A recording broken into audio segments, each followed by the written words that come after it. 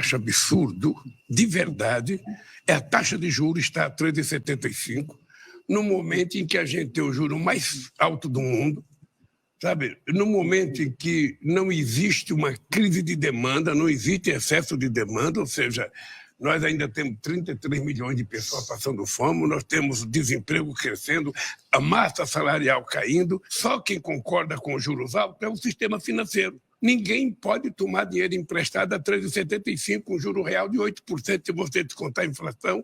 A gente vai poder mudar o Banco Central daqui a 2 anos. Eu tive o Meirelles como presidente do Banco Central há 8 anos e o Meirelles teve muita autonomia. Eu, sinceramente, acho que o presidente do Banco Central não tem compromisso com a lei que foi aprovada de autonomia do Banco Central. A lei diz que é preciso cuidar da responsabilidade da política monetária, mas é preciso cuidar da inflação também, é preciso cuidar do crescimento de emprego, coisa que ele não se importa. O que nós temos que ter certeza é que é irresponsabilidade do Banco Central manter a taxa de juros a 3,75. Bom, Lula disse isso no mesmo dia em que começou a reunião do Comitê de Política Monetária, o Copom, que deve anunciar amanhã sua decisão sobre as taxas de juros. Glauber, você acha que o presidente Lula tem como ganhar esta queda de braço com o Banco Central? Tem que ganhar, é uma necessidade política que se impõe. Agora, a gente precisa, na verdade, ganhar fôlego para que o bolsonarista saia do Banco Central.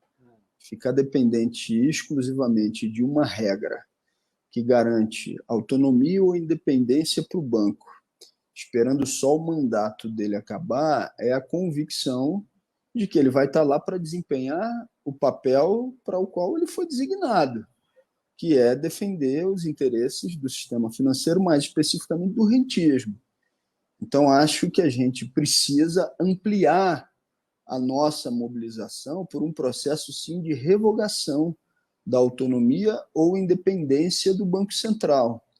E do mesmo jeito que fizeram isso através de uma proposta votada na Câmara dos Deputados, uma nova proposta pode ser colocada em discussão para a revogação daquilo que foi aprovado pelo governo de Jair Bolsonaro junto com Arthur Lira.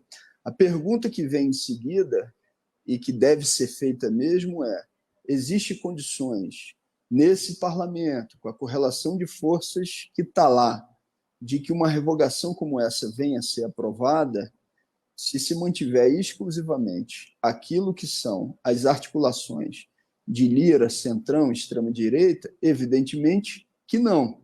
Agora, uma matéria como essa, que está no núcleo, está no centro das decisões econômicas que têm que ser adotadas no Brasil, não podem ficar restritas as suas discussões exclusivamente ao espaço de natureza institucional.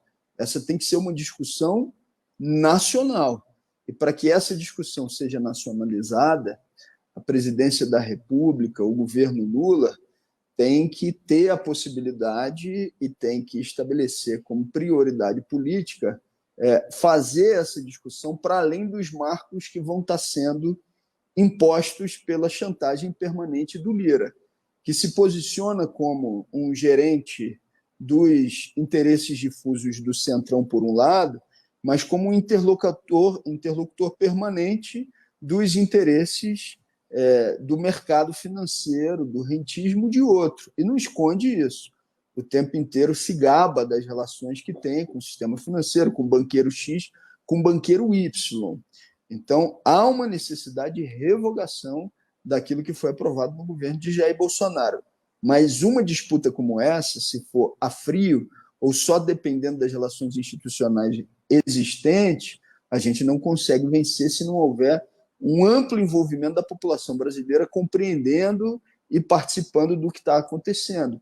Porque a gente teve, ao final do governo de Bolsonaro, mais de 100 milhões de pessoas passando por algum tipo de insegurança alimentar. Isso é resultado direto da política econômica que foi imposta. Então, essa é a agenda central que a gente precisa trabalhar e que precisa, sim, eu concordo plenamente com o presidente da República, com o presidente Lula, denunciar a taxa de juros nessa altura, enquadrar o presidente do Banco Central e dar um passo além, trabalhar efetivamente por um processo de revogação dessa independência para os banqueiros.